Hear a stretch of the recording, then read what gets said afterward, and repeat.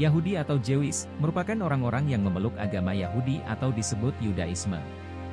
Mengutip berita Nica, seorang Yahudi dalam pengertian yang lebih luas adalah orang yang merupakan keturunan Ibrani di Alkitab.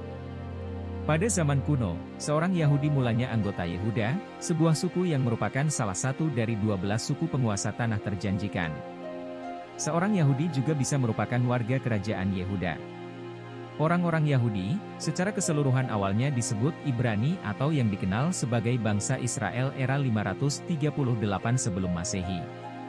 Setelah itu, semua penganut Yudaisme disebut sebagai Yahudi. Yahudi juga bisa merujuk sebagai agama. Dalam rujukan agama sendiri, Yahudi biasa disebut Yudaisme. Yudaisme merupakan agama monoteistik atau agama yang percaya hanya pada satu Tuhan. Yudaisme adalah agama monoteistik tertua di dunia. Agama ini sudah ada sejak 2000 sebelum Masehi. Orang-orang Yahudi yang hendak menjalankan ibadah Yudaisme, biasanya beribadah di tempat suci yang dikenal sebagai sinagog. Pemuka agama mereka disebut rabi. Simbol Yudaisme yakni bintang David dengan 6 titik. Sementara kitab suci orang Yahudi yakni Tanah atau Alkitab Ibrani. Yudaisme juga memiliki sejumlah aliran agama, yakni Yudaisme Ortodoks, Yudaisme Reformasi, Yudaisme Konservatif, Yudaisme Rekonstruksionis, hingga Yudaisme Humanistik. Dan orang-orang Yahudi dan Nasrani tidak akan rela kepada kamu sebelum engkau mengikuti agama mereka. Katakanlah, sesungguhnya petunjuk Allah itu yang benar. Dan sesungguhnya, jika kamu mengikuti kemauan mereka setelah pengetahuan datang kepadamu, maka Allah tidak lagi menjadi pelindung dan penolong bagimu. Quran Surat Al-Baqarah, ayat 120. Hari ini, Zionis Israel dan para pembelanya semakin gencar memerangi kaum muslimin di seluruh dunia, khususnya di Palestina. Masih segar di ingatan kita, beberapa waktu lalu, bahkan hingga saat ini. Orang-orang Yahudi Israel, menyerang kaum muslimin Palestina dengan persenjataan lengkap. Namun, sadar atau tidak, kaum muslimin di Indonesia dan seluruh dunia pun sebenarnya sedang diperangi oleh Zionis Yahudi. Tapi dengan cara berbeda. Jika di Palestina mereka menggunakan senjata, maka di belahan bumi lain, mereka memerangi kaum muslimin tanpa senjata, yaitu dengan pemikiran. Paling tidak ada 7 poin yang penting kita ketahui dari serangan pemikiran Zionis ini, yakni 1. Merusak pola makan. Barat telah berhasil menciptakan globalisasi makanan dan minuman. Berbagai merek telah mereka ciptakan dan dijual ke seluruh penjuru dunia. Makanan seperti McD, KFC, dan Kindonut. Dan soft drink seperti Coca-Cola, Sprite, Fanta, dan lainnya, telah menjadi imperior baru dalam bidang makanan dan minuman. Bahkan, mereka menciptakan kesan modern pada setiap merek tersebut. Bayangkan, sekadar mengonsumsi makanan, kita seolah telah menjadi orang modern, paling maju, gaul, dan funky. Firman Allah Subhanahu wa Ta'ala artinya, biarkanlah mereka di dunia ini makan dan bersenang-senang, dan dilalaikan oleh angan-angan kosong, maka kelak mereka akan mengetahui akibat perbuatan mereka. Quran Surat Al-Hijr ayat 3. Di sisi lain, mereka berhasil mengikis budaya makan makanan tradisional yang terjamin mutunya. Bahkan entah berapa tahun ke depan, makanan tradisional itu perlahan-lahan tenggelam karena kalah bersaing. Tinggallah kemudian orang-orang melahap makanan yang bukan asli makanannya sendiri. Sementara orang Barat sendiri mengakui, makanan itu sangat berbahaya bagi kesehatan. Padahal Allah Subhanahu wa Ta'ala telah mengingatkan dengan firman-Nya. Hai anak Adam, pakailah pakaianmu yang indah di setiap memasuki masjid. Makan dan minumlah, dan janganlah berlebih-lebihan, sesungguhnya Allah tidak menyukai orang-orang yang berlebih-lebihan. Quran Surat Al-Araf, ayat 31.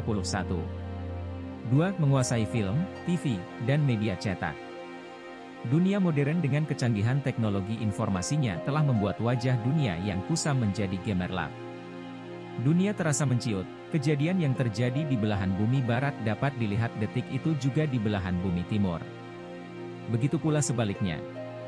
Media modern menawarkan banyak hal, mulai dari fitur yang bertemakan percintaan, kekerasan, hingga horor. Perhatikanlah televisi-televisi hari ini, kebanyakan yang ditampilkan adalah sesuatu yang merusak. Namun tanpa kita sadari, semua kemajuan itu pelan namun pasti mengikis habis nilai-nilai keislaman.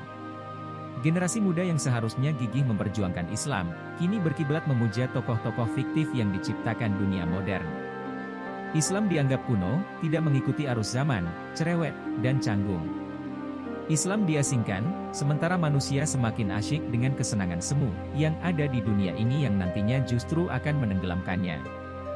Akibatnya, banyak remaja kaum muslimin tanpa rasa malu memamerkan auratnya di depan umum. 3. Cara berpakaian. Dengan perkembangan teknologi modern, industri pakaian pun ikut maju. Orang Barat memiliki tujuan agar seluruh dunia memakai pakaian dan bergaya hidup sama dengan mereka.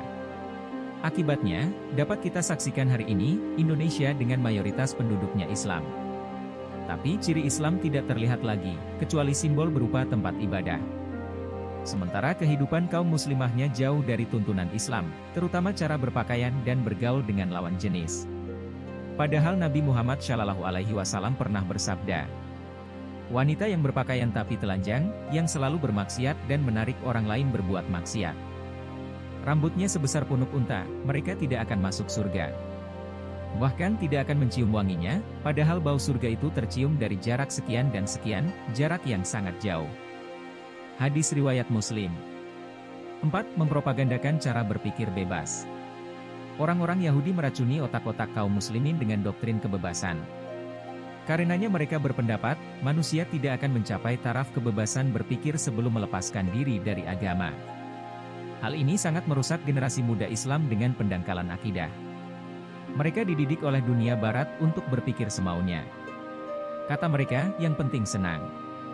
Dengan adanya paham ini, muncullah berbagai macam generasi yang kerjanya hanya minum minuman keras, judi, pil penenang, dan ganja. Kehidupan malam kian menjamur, diskotik, dan pusat-pusat hiburan malam lainnya, yang kini menjamur di kota-kota besar yang nyaris meruntuhkan kebesaran dan keagungan masjid. 5. Memonopoli keuangan dunia. Untuk mewujudkan mimpi menguasai dunia, Barat sudah sejak lama memikirkan untuk menguasai keuangan dunia. Mereka beranggapan, dengan kekuatan keuanganlah dunia dapat dipermainkan sesukanya. Untuk mengucurkan kredit ke sebuah negara, biasanya mereka selalu mengajukan syarat tertentu yang menguntungkan nasib mereka.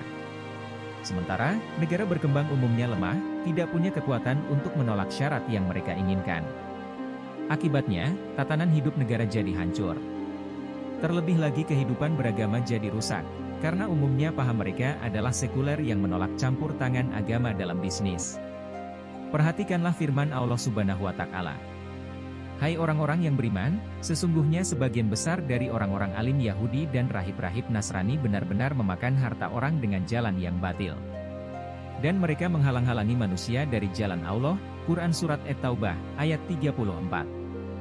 6. Menghancurkan iman. Sekularisme yang mereka agung-agungkan telah membawa dampak sangat luas. Konsep ekonomi yang melepaskan diri dari campur tangan agama, halal, haram, makruh dan mubah, telah mendorong munculnya berbagai pelanggaran bisnis, korupsi dan kolusi. Unsur keimanan yang kering, mengakibatkan mereka tidak merasa hidup diawasi oleh Allah Subhanahu wa Ta'ala. Mereka secara terbuka menolak terhadap ajaran agama, yang menurut mereka irasional, tidak masuk akal, di antaranya alam kubur, alam akhirat dan siksa neraka. Masih menurut mereka, hidup hanya sekali, maka nikmatilah sepuasnya.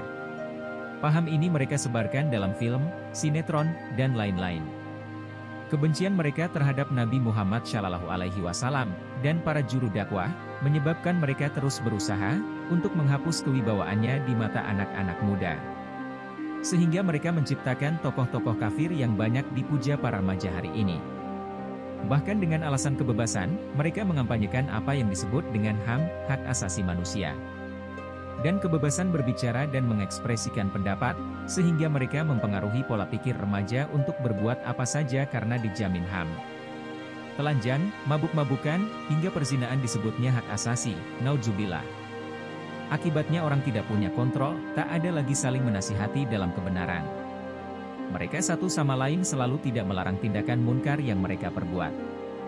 Sesungguhnya amat buruklah apa yang selalu mereka perbuat itu. Quran Surat Al-Maidah, ayat 79. 7. Politik adu domba. Target yang sangat berbahaya adalah menghancurkan agama dengan adu domba atau perpecahan antar umat beragama. Berbagai perpecahan antar umat beragama dan umat seagama adalah impian demi tercapainya kehancuran agama. Kepada umat non-Islam, mereka selalu mengatakan bahwa Islam adalah agama sadis, agama pedang yang haus darah.